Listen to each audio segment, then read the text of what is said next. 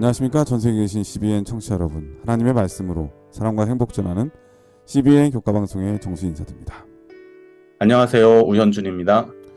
보통 13가 하면 마지막 교과라고 인사를 드려야 되잖아요. 그런데 이번 기 교과는 14가까지가 있습니다.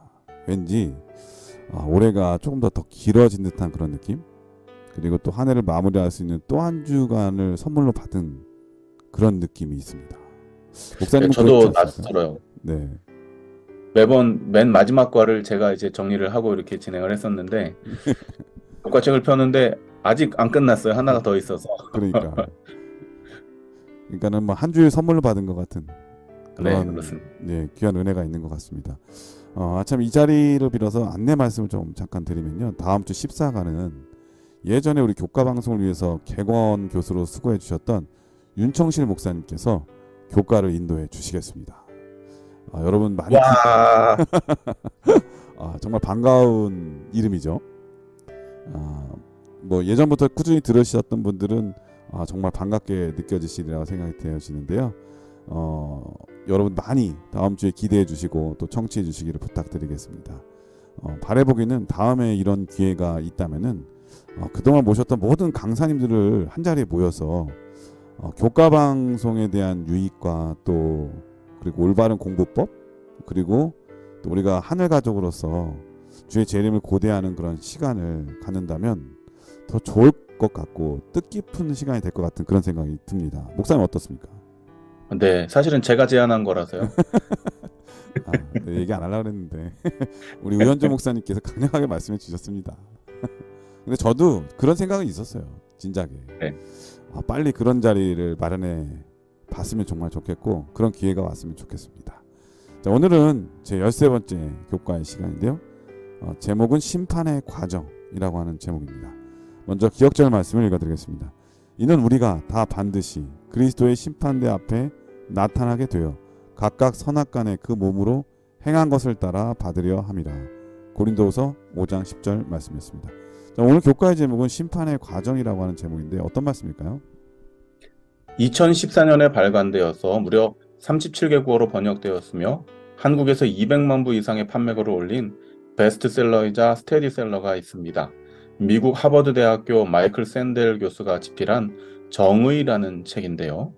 인류의 역사가 길어질수록 법은 더 구체적이고 세밀해집니다만 사실 진리에 맞는 올바른 도리이자 법이 추구하는 궁극적 이념인 이 정의는 점점 더 희박해져 가는 모습을 보게 됩니다. 심지어 입법자들인 국회의원이나 집행자인 국무위원들, 그리고 법을 통해 판결해야 하는 법관들까지도 진정한 정의를 실현해내지 못하기 때문이죠. 현대인들은 정의에 목말라 있습니다. 그 반증이 바로 정의, 무엇이 옳은가라는 이 서적을 단숨에 그리고 장기간 베스트셀러로 남게 했다고 저는 생각을 합니다. 이 진정한 정의란 과연 무엇일까요? 과연 유한한 인간 사이에서 정의라는 것이 올바로 구현될 수는 있는 것일까요? 성경에서는 우리 하늘 아버지에 의해, 우리 주님에 의해 진정한 정의가 구현될 것을 예고하고 있습니다. 바로 영원한 하늘의 법칙인 율법에 근거한 심판이 그것입니다. 우리는 이번 교과를 통해 과연 진정한 정의가 구현될 하늘아버지의 심판은 어떤 것이며 우리는 그 심판을 어떤 자세로 준비하고 맞이해야 할지 함께 공부하도록 하겠습니다. 오늘은 심판의 과정, 이 과정을 통해서 믿음의 백성들, 하나님을 신실히 따랐던 사람들을 하나님께서 어떻게 그 심판의 과정을 통해서 정의를 구현하시는지, 또 죄에 대해서는 어떻게 하나님께서 심판을 하시는지, 그 과정에 대해서 우리 우현준 목사님 모시고 함께 공부해 보도록 하겠습니다. 말씀에 앞서 참여 듣고 시작합니다. 여기는 말씀의 방송 CBN 코리아입니다.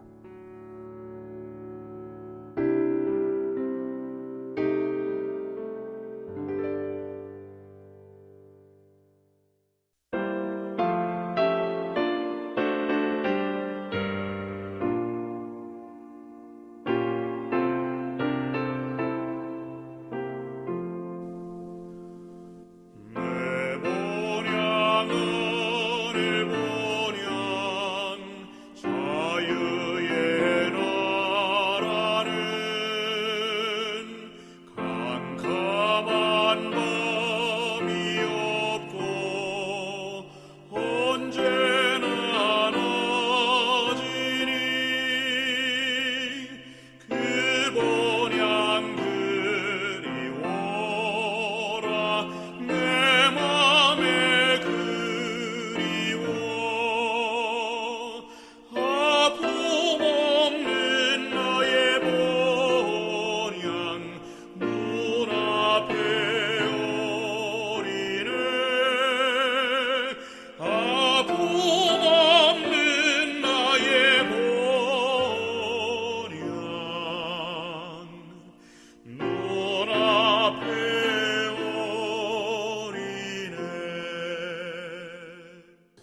예, 찬미 잘 들었습니다. 일월 서지는 최후의 심판이라고 하는 제목인데요. 어떤 말씀인가요? 일요일 교과는 하나님의 심판에 대한 그릇된 몇 가지 관점들에 대해 이야기합니다. 첫째, 심판은 정죄를 위한 것이다. 둘째, 그리스도 안에 있으면 심판받지 않는다. 셋째, 믿기만 하면 행함에 대한 책임이 없다.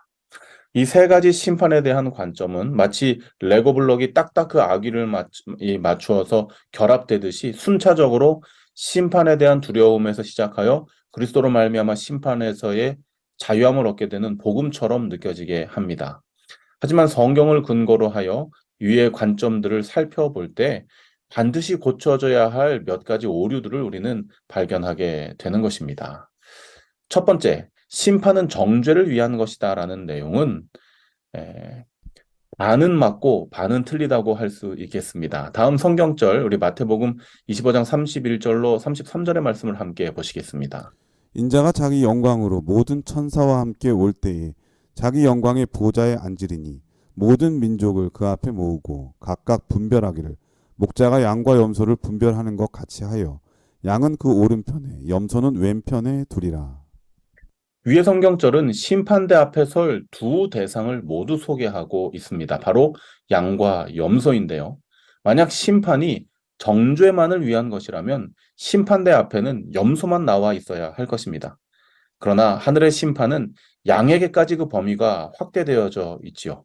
그리고 그 판결은 다음과 같이 선고됩니다. 마태복음 25장 46절입니다. 저희는 영벌에 의인들은 영생에 들어가리라 하시니라. 이 세상의 심판은 범죄한 자들을 정죄하고 구형하기 위하여 열립니다. 그런 거로 세상의 관점에서 하늘 심판을 생각한다면 당연히 정죄를 위한 것으로 편협하게 이해할 수밖에 없는 것이죠. 그러나 하나님의 심판은 의인과 악인 모두를 위한 것입니다. 단순히 정죄함을 위한 것만이 아니라 의로운 자가 옹호받는 구원의 측면이 더욱 강조된다는 사실을 기억해야 하는 것입니다. 그래서 다니엘은 마지막 때의 심판을 지극히 높으신 이의 성도를 위한 것이라고 다니엘서 7장 22절에 묘사하고 있는 예, 것입니다. 목사님 말씀 듣다 보니까는 재심이라고 하는 그런 용어가 생각이 나요. 재심은 정죄하기 위한 게 아니라 잘못된 판결을 다시 판결하는 그런 의미가 있는 거잖아요. 그러니까 이 심판은 의인들에게는 신원해 주는 것이고 악인에게는 그 죄에 대한 그 마땅한 대가에 대한 형벌이 얼마큼 구형되는지에 대한 그런 의미가 담겨져 있는 게 아닌가 그런 생각이 드네요. 네, 그렇습니다. 어쨌거나 세상의 심판은 이 죄인을 이 정죄하기 위한 것으로 이 열리지만 하늘의 심판은 악인과 의인 모두, 특별히 의인을 신원하고 그들을 옹호하기 위해서 열린다는 데 주 목적이 있다는 것. 이 부분을 우리가 관점을 좀 달리 해야 할 것입니다. 이 두 번째 심판에 대한 그릇된 관점은 바로 믿는 자는 심판을 받지 않는다는 것입니다. 실제로 다음 몇 성경절들이 문자 그대로 이 내용들을 표현하고 있습니다. 요한복음 8장 3장 18절과 요한복음 5장 24절입니다. 저를 믿는 자는 심판을 받지 아니하는 것이요 믿지 아니하는 자는 하나님의 독생자의 이름을 믿지 아니하므로 벌써 심판을 받은 것이니라. 내가 진실로 진실로 너에게 이르노니 내 말을 듣고 또 나 보내신 이를 믿는 자는 영생을 얻었고 심판에 이르지 아니하나니 사망에서 생명으로 옮겼느니라. 그렇다면 이 내용들은 우리가 어떻게 이해해야 할까요? 이 마태복음 25장에서는 양과 염소가 모두 심판대 앞에 서게 되는데 믿는 자들은 아예 심판의 대상에서 제외된다는 내용이 위 성경절들은 어떻게 우리가 이해해야 하는 것일까요? 다음 성경절들을 통해 우리는 명확하게 이 의미를 파악할 수 있습니다. 로마서 8장 1절입니다. 그러므로 이제 그리스도 예수 안에 있는 자에게는 결코 정죄함이 없나니. 그렇습니다. 마태복음 25장을 통해 심판은 단순히 정죄함을 위한 것이 아니라 의인을 옹호하기 위함이라는 사실을 우리가 알게 되었죠. 그런 거로 위두 성경절들을 통해 믿는 자들이 심판에 이르지 않겠다는 의미는 심판 자체를 받지 않는다는 것이 아니라 의인으로서 옹호를 받고 죄인으로 정죄함을 받지 않을 것이라는 뜻을 내포하고 있다는 것이죠. 그러므로 다시 한번 정리하자면 이 그리스도 안에 있을 때에 심판에 이르지 않는다고 하는 것은 심판대 앞에 서지 않는다는 의미가 아니라 그리스도 안에 있으므로 심판대 앞에 서더라도 악인의 부류에 속하지 않는 정죄함에서 면하게 될 것이라고 하는 것을 의미하고 있다는 것입니다. 예. 그러므로 모든 사람이 다 심판대 앞에 서는 것은 맞고요. 하나님을 네, 믿는 자에게는 그 심판이 정죄함이 아니라 옹호와 그죠? 네, 신원해 주기 위한 하나님의 특별한 은혜임을 알 수가 있는 것 같습니다. 그러므로 네, 믿는 사람들은 심판 자체가 없는 것으로 이렇게 이해하는 것은 잘못된 것이다. 이 말씀 네, 해주신 것 같습니다. 네, 그렇습니다. 이 마지막으로 믿기만 하면 행함에 대한 책임이 없다는 이 잘못된 견해에 대해 성경은 무엇이라고 말하고 있을까요? 고린도후서 5장 10절의 말씀입니다. 이는 우리가 다 반드시 그리스도의 심판대 앞에 드러나 각각 선악간에 그 몸으로 행한 것을 따라 받으려 함이라. 네, 이번 주 기억절의 말씀이죠.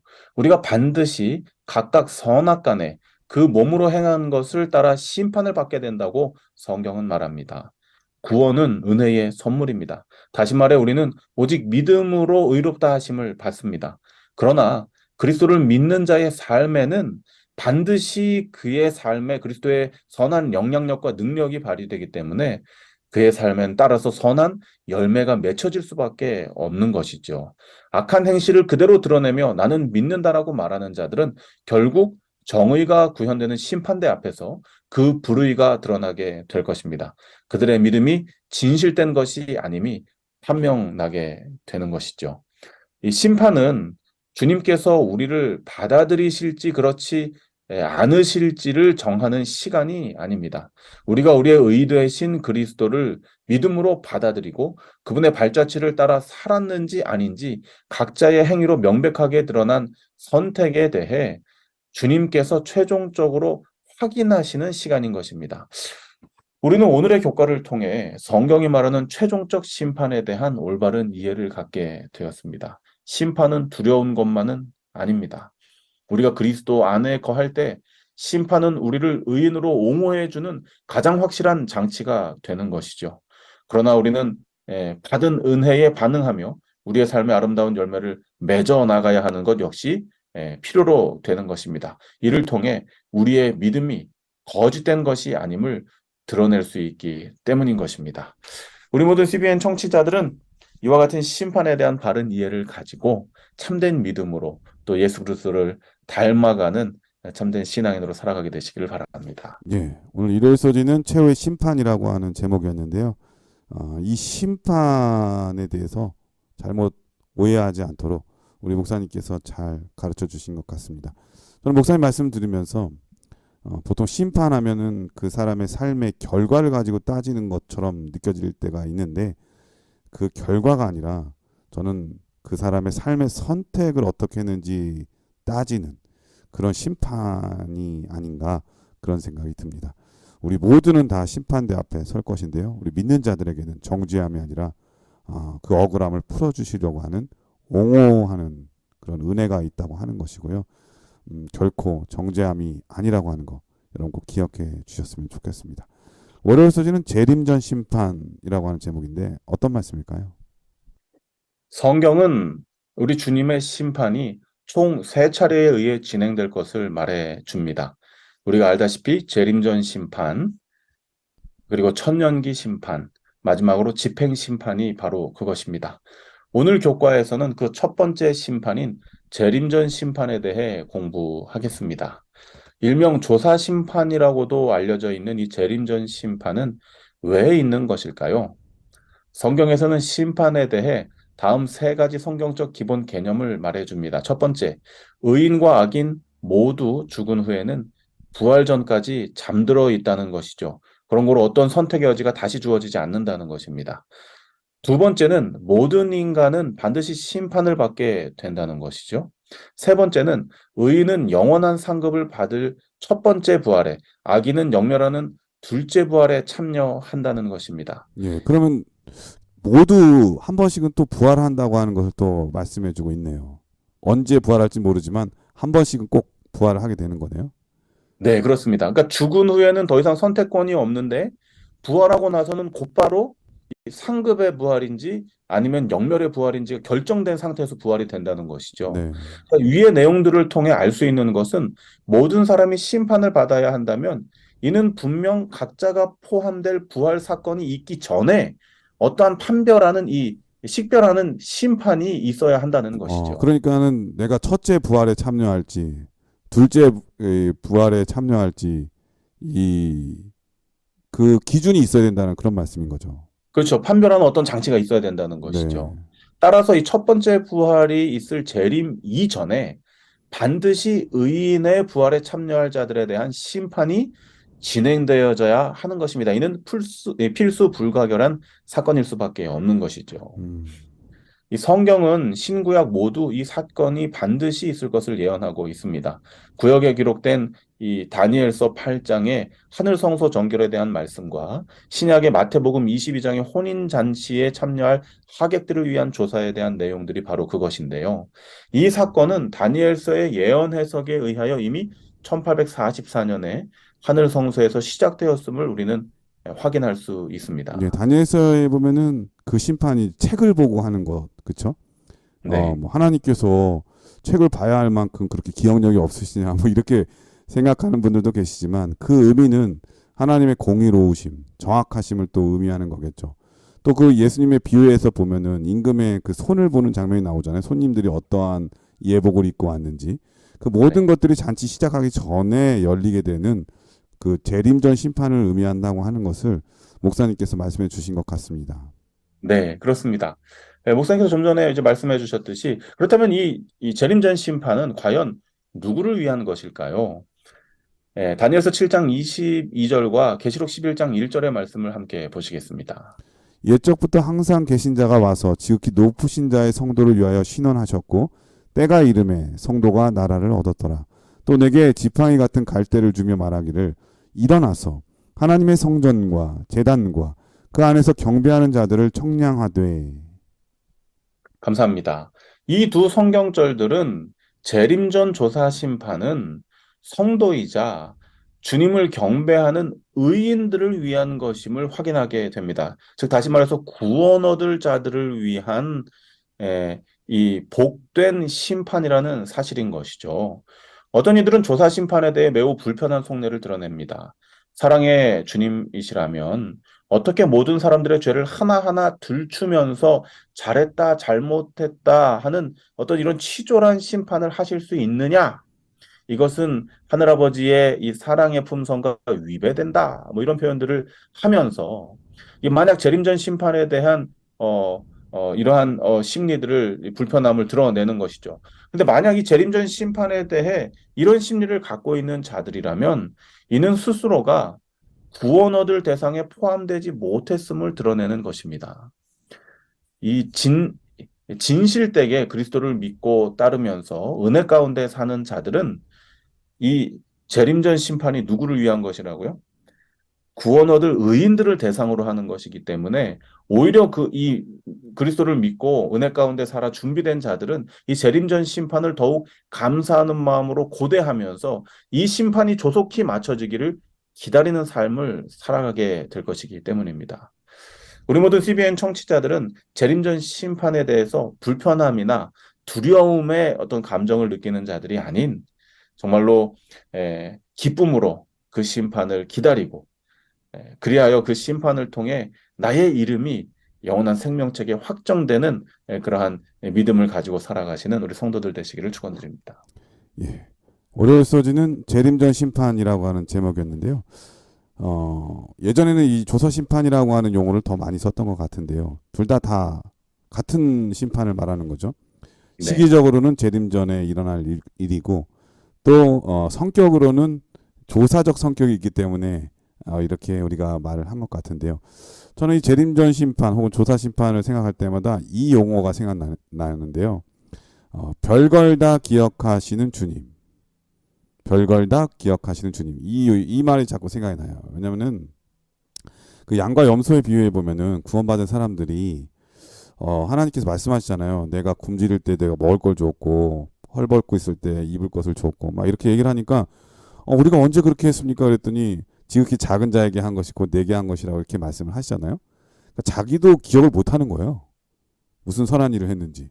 그런데 하나님은 그걸 다 꼼꼼히 기억하고 계신다고 하는 거죠. 사실 우리가 평상시에 하는 그런 하는 행동들 있잖아요. 누구에게 이렇게 선행을 베풀었던 거 특별한 거 아닌 이상 기억이 잘 못하거든요. 근데 하나님께서는 그걸 다 기억하시고 기록하셔서 우리를 의롭게 옹호해 주시는데 사용하신다고 하는데 저는 큰 은혜가 있다는 생각이 듭니다. 내가 생각한 것보다 이 기념책, 나를 위한 기념책은 훨씬 두꺼울 것 같아요. 하나님께서 별걸 다 기억해 주시기 때문이겠죠. 이 재림전 심판은 우리를 정죄하기 위함이 아니라 하나님을 믿는 모든 사람들을 위해 옹호하기 위한 심판이라고 하는 것을 우리 목사님께서 잘 말씀해 주신 것 같습니다. 화요일 서지는 천년기 심판이라고 하는 제목인데 어떤 말씀일까요? 성경은 재림전 심판이 마쳐진 후에 그리스도의 재림이 있을 것이고 구원 얻을 의인들은 공중에서 주를 영접하여 하늘로 올려져 준비된 하늘 거처에서 살게 될 것이라고 말합니다. 그게 첫째 부활이죠. 의인의 부활.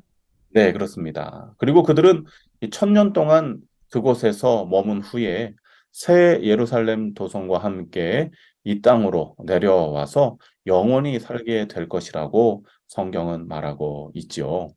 그렇다면 하늘로 올려져 준비된 하늘 도성에서 1000년 동안 거하게 될 의인들은 그 기간에 무엇을 하며 살게 될까요? 계시록 20장 4절의 말씀입니다. 또 내가 보좌들을 보니 거기 앉은 자들이 있어 심판하는 권세를 받았더라. 또 내가 보니 예수의 증거와 하나님의 말씀을 인하여 목배임을 받은 자의 영혼들과 또 짐승과 그의 우상에게 경배하지도 아니하고 이마와 손에 그의 표를 받지도 아니한 자들이 살아서 그리스도로 더불어 1000년 동안 왕노릇하니. 감사합니다. 이 구원받은 성도들은 1000년 동안 왕노릇 할 것이라고 성경은 말합니다. 그 왕노릇이란 구체적으로 심판하는 권세를 표상하는데요. 이에 대한 근거는 다음 성경절을 통해 확인할 수 있습니다. 고린도전서 6장 2절과 3절입니다. 성도가 세상을 판단할 것을 너희가 알지 못하느냐. 세상도 너희에게 판단을 받겠거든. 지극히 작은 일 판단하기를 감당치 못하겠느냐. 우리가 천사를 판단할 것을 너희가 알지 못하느냐. 그러하거든 하물며 세상 일이랴. 고맙습니다. 그렇다면 주님께서는 왜 이와 같은 중요한 심판을 구원 얻은 무리들과 함께 진행하실까요? 이는 그분의 공의를 드러내시기 위함인 것입니다. 사실 천년기에 이루어질 심판은 재림전 심판을 통해 분류된 의인과 악인의 선고가 바뀌는 심판이 아닙니다. 이 재림전 심판의 공정성을 모두에게 확인시켜 주기 위한 이 검증의 심판이라고 우리는 볼 수 있는 것이죠. 이를 통해 성도들은 하늘의 기록들을 살피고 주님께서 모든 경우들을 공정히 다루셨음을 친히 직접 확인하게 되는 것입니다. 주님께서는 모든 인간에게 그들의 결정에 따라 각자 받아야 할 상급을 주실 뿐 아니라 그분이 왜 그런 결정을 하셨는지도 설명하시기 때문인 것입니다. 어떤 이들은 천년기 심판이 왜 필요하며 또 굳이 공개적으로 진행되어야 할 이유가 있는지에 대해 의구심을 갖습니다.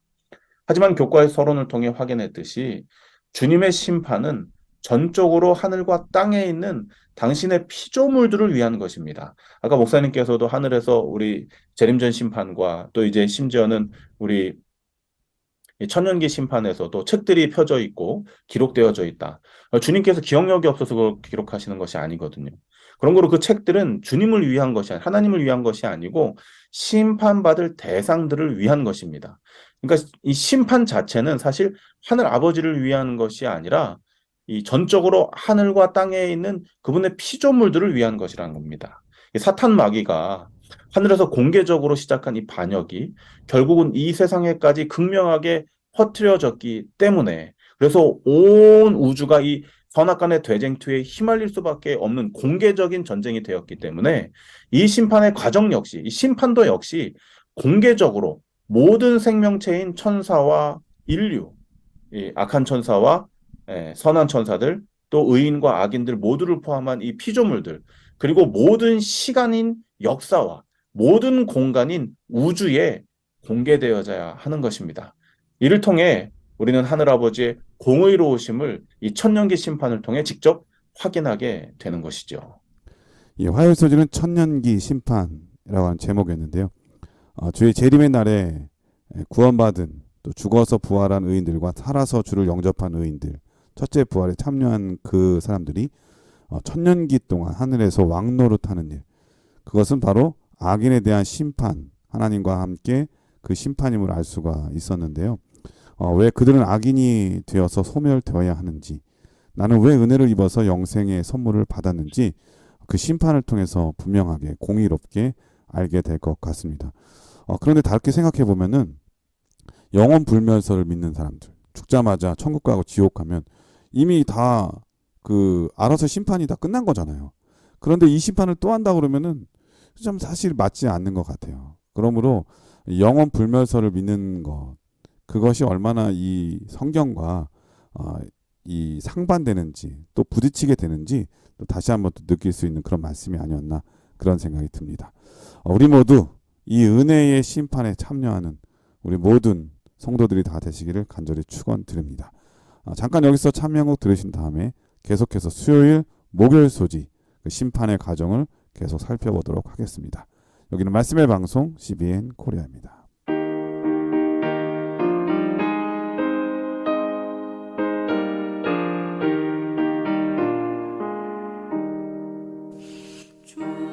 주날이나여 성심이 크시니 내 몸 피로고 불기 하옵네. 죄의 구렁에 파묻힌 죄인을 주가 사랑으로 건져내셨네.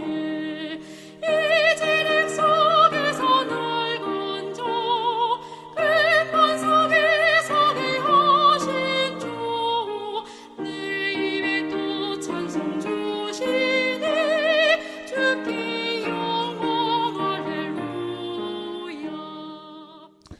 수요일 소지는 집행심판이라고 하는 제목인데요. 어떤 말씀일까요? 중세 시대에는 주님의 공의가 강조되어서 그분을 엄격하고 가혹한 재판관으로 이해하는 경향이 강했습니다. 반대로 현대 사회에서는 그분의 사랑이 강조되어서 자애롭고 관대한 아버지의 모습이 강조되고 있습니다. 그러나 공의가 없는 사랑은 혼돈과 불법으로 변하며 사랑이 없는 공의는 억압과 예속으로 변하게 되지요. 주님의 심판의 과정은 공의와 자비의 완벽한 조화이며 둘 다 우리 주님의 무조건적인 사랑에서 비롯된다는 사실을 우리는 성경을 통해 확인하게 됩니다. 다음 성경절 베드로후서 2장 4절에서 6절의 말씀을 함께 보시겠습니다. 하나님이 범죄한 천사들을 용서치 아니하시고 지옥에 던져 어두운 구덩이에 두어 심판 때까지 지키게 하셨으며 옛 세상을 용서치 아니하시고 오직 의를 전파하는 노아와 그 7 식구를 보존하시고 경건치 아니하는 자들의 세상에 홍수를 내리셨으며 소돔과 고모라 성을 멸망하기로 정하여 죄가 되게 하사 후세에 경건치 아니할 자들에게 본을 삼으셨으며. 성경에서는 하늘에서 시작된 전쟁으로 비롯하여 여러 차례 하나님의 공의가 세워지는 징벌적 심판이 있었음을 말해주고 있습니다.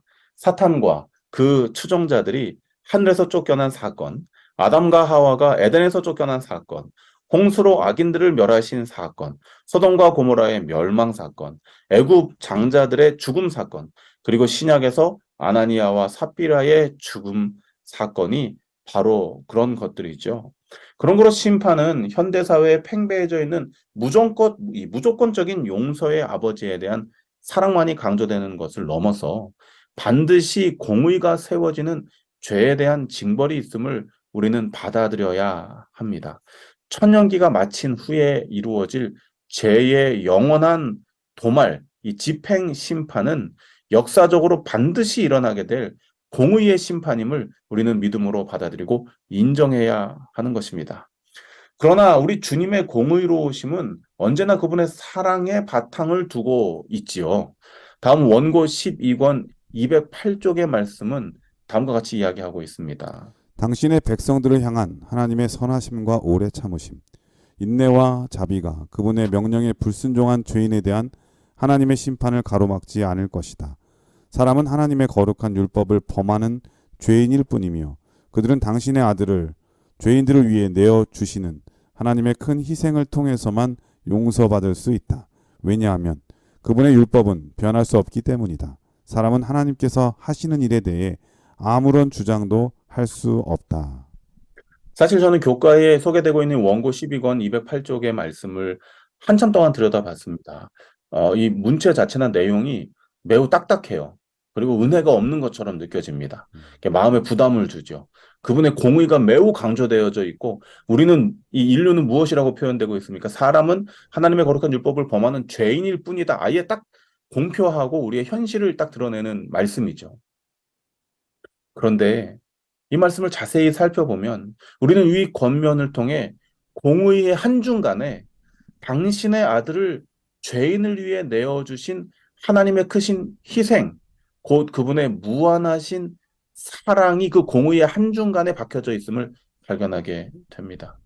그분의 사랑이 모든 인류에게 거저 값없이 제한 없이 주어졌음을 우리는 바라보게 되는 것이죠. 이 사랑을 받아들이지 않은 존재들이 결국 고통과 슬픔의 원인이 되는 이 죄 가운데 더 이상 머물지 않도록 소멸하시는 것, 이것 역시 그분의 사랑임을 우리는 믿음의 눈으로 바라보고 이해할 필요가 있다는 것입니다. 오늘 우리에게 주신 이 교훈의 말씀을 통해서 이 공의를 세우시는 이 집행심판, 형벌의 심판마저도 사실은 우리 하늘아버지의 사랑의 기초에 의하여 이루어진다는 사실을 우리가 믿음의 눈으로 바라보게 되시기를 바랍니다. 예, 수요일 서지는 집행심판이라고 하는 제목이었는데요. 천년기 후에 악인이 일어나고 또 그 순간에 하늘에서 영원한 불이 내려와 그들 모두를 사룰 때까지 그 모든 집행심판의 과정은 어떤 면에서 하나님의 사랑과 동떨어지게 무서운 분으로 이렇게 표현할 수 있고 딱딱한 분으로 딱딱할 수 있지만 그 모든 과정을 살펴볼 때 그렇지 않다. 우리를 향하신 하나님의 끝없는 사랑이 여전히 그 안에 그늘져 있음을 또 베어져 있음을 이해하게 됩니다. 중요한 것은 그 사람 죄인 마땅히 심판받아야 될 그 죄인이 하나님 보내신 그 독생자의 편에 섰을 때, 그 십자가의 편에, 피 흘림의 편에 섰을 때는 누구도 정죄하거나 악인의 심판에 서지 않게 될 거라고 하나님의 약속이 들어져 있는 것이죠. 그러나 그것을 부인하는 모든 사람들은 그 모든 소멸되는 그런 과정마저도 하나님의 사랑이 그 안에 들어져 있다고 하는 것 우리 모두가 기억해야 되겠습니다. 자, 목요일 소지는 둘째 사망이라고 하는 제목인데요. 이 악인의 사망이죠. 어떤 말씀일까요? 천년기가 마치고 새 예루살렘이 이 땅에 다시 내려올 때 악인들은 부활하여 집행심판에 참여하게 됩니다. 그들은 죽기 전 그 성품 그대로 호전적이고 죄를 사랑하며 그리스도의 형상인 인류에게 해악을 끼치고자 하는 기질을 그대로 가지고 새 예루살렘을 함락하기 위해 군대를 형성하며 진격하게 되죠. 그러나 그들이 성벽을 포위하고 둘러싸는 그 순간 새 예루살렘 도성 안에서는 예수 그리스도의 대관식이 진행되죠. 그리고 성 안에 구원받은 자들과 성 밖의 악한 영들과 악인들이 모두가 보는 가운데 하늘아버지의 공의와 사랑이 낱낱이 드러나게 됩니다. 이때 성 밖에 진치고 있던 자들의 심적 변화가 어떻게 일어나는지를 각시대 대쟁투는 다음과 같이 기록합니다. 각시대 대쟁투 670, 671쪽의 말씀입니다. 충성된 자와 반역한 자들을 막론하고 온 우주는 대쟁투에 속한 모든 사실을 바라보면서 한 마음으로 만국의 왕이시여 주의 길이 의롭고 참되시도다고 선언한다. 사탄 자신도 엎드려 자기에게 내리는 판결의 공의로움을 고백한다. 감사합니다. 집행심판으로 인해 최후의 순간을 맞이하게 되는 악한 영들과 악인들은 그렇다면 어떤 심정으로 이 둘째 사망인 영멸을 맞이하게 될까요? 각시대 대쟁투 543쪽입니다. 그들은 그 거룩한 곳에서 피하기를 원할 것이다. 그들은 그들을 구속하기 위하여 돌아가신 분의 얼굴을 보지 않기 위하여 차라리 멸망받기를 원할 것이다. 악인의 운명은 그들 자신의 선택에 의해서 정해진다. 그들이 하늘에서 제외되는 것은 그들 스스로 자원해서 되는 일이며 하나님의 입장에서 볼 때 그것은 공의롭고 자비로운 처사이다. 감사합니다. 위에 소개된 증언의 말씀들을 통해 미루어 볼 때, 이 집행심판과, 죄송합니다. 지팡이라고 그럴 뻔했네요. 네. 예, 집행심판과 더불어 맞게 되는 악인들의 둘째 사망은 그들의 심정이 결코 원망이나 원한 혹은 억울함으로 채워지는 것이 아니라 오히려 하늘 아버지의 공의를 그들이 이 예수 그리스도의 대관식을 통해서 직접 보고 그들이 깊이 그 공의를 깨닫고 또 뿐만 아니라 자신들의 선택이 옳지 않았음에 대한 깊은 후회와 더불어 오히려 스스로 멸망받기를 자원하는 상태에 이르게 될 것임을 우리는 알게 됩니다. 그런 거로 둘째 사망은 일반 개신교에서 주장하는 것처럼 결코 지옥에서 영원한 고통을 겪어야 한다는 이 비성서적인 것이 아니라 오히려 반대되는 죄와 죄인의 최종적인 소멸은 악한 자들이 저지른 모든 것에 대한 공의롭고 합당한 형벌임을 우리는 깨달아 알게 되는 것입니다. 이로써 우리는 이 지구상에서뿐만 아니라 온 우주에서 일어나게 될 최후의 죽음, 이 둘째 사망에 대해 우리가 공부하게 되었는데요.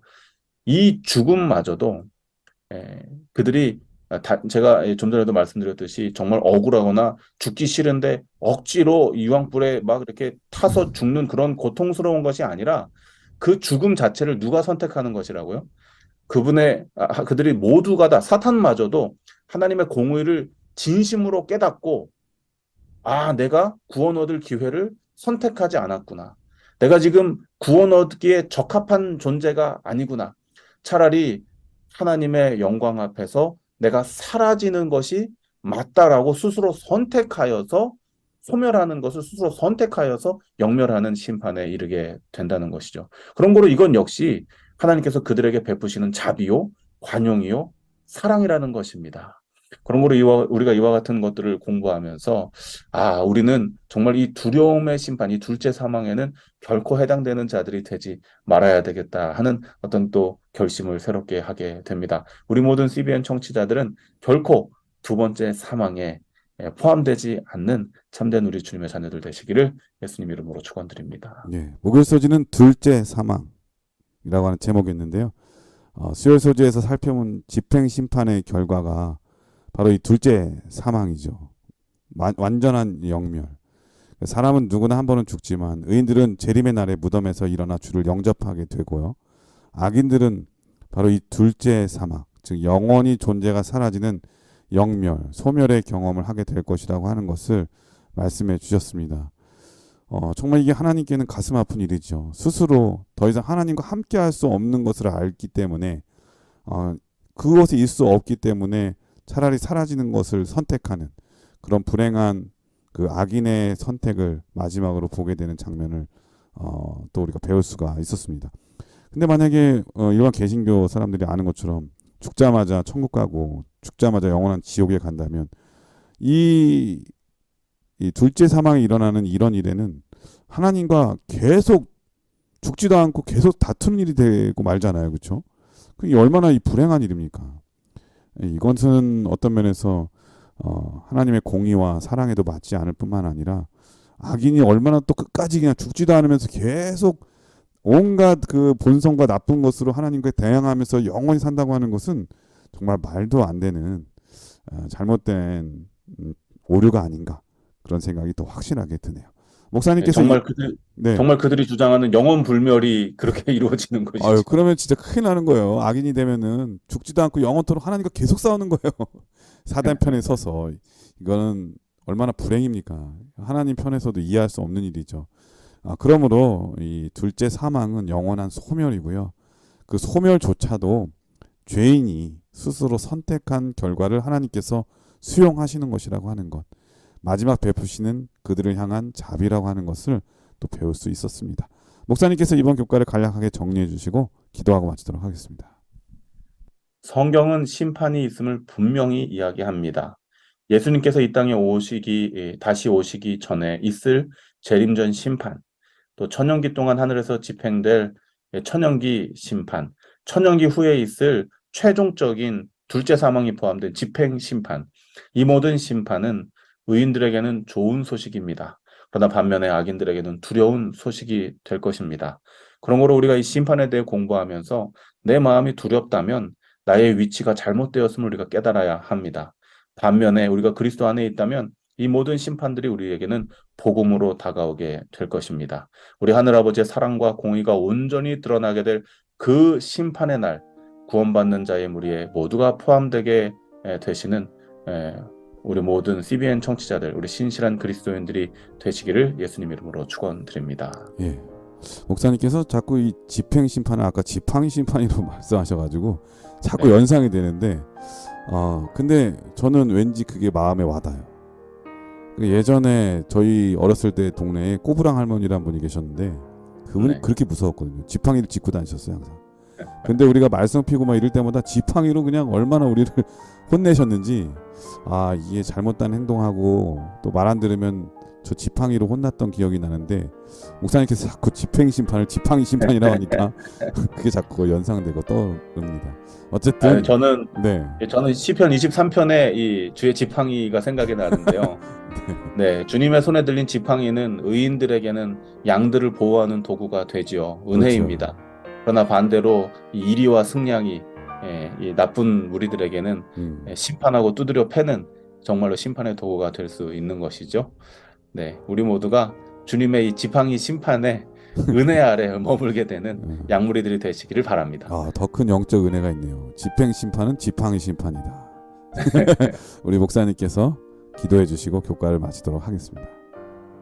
아버지, 오늘 이미 진행되고 있는 재림전 심판을 비롯하여 천연기 심판과 집행 심판에 대해, 그리고 최후의 죽음인 둘째 사망에 대해 자세히 가르쳐 주시니 감사를 드립니다. 아멘.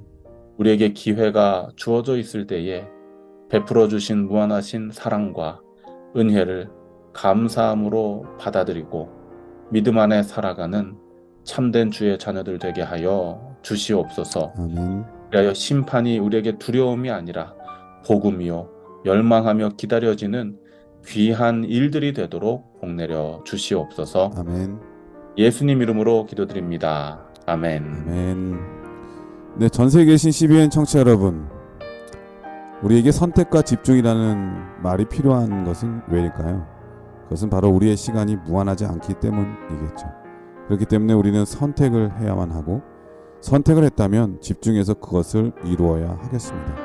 무엇을 선택할 것인지 기도하면서 주께 물어보고요. 주께 물어보고 결정을 했다면 주의 선하심대로, 주의 이끄심대로 순종하는 우리 모두가 되었으면 정말 좋겠습니다. 한 주일 동안 건강하시고요. 저희는 다음 주에 마지막 교과로 인사드리겠습니다. 안녕히 계십시오. 감사합니다.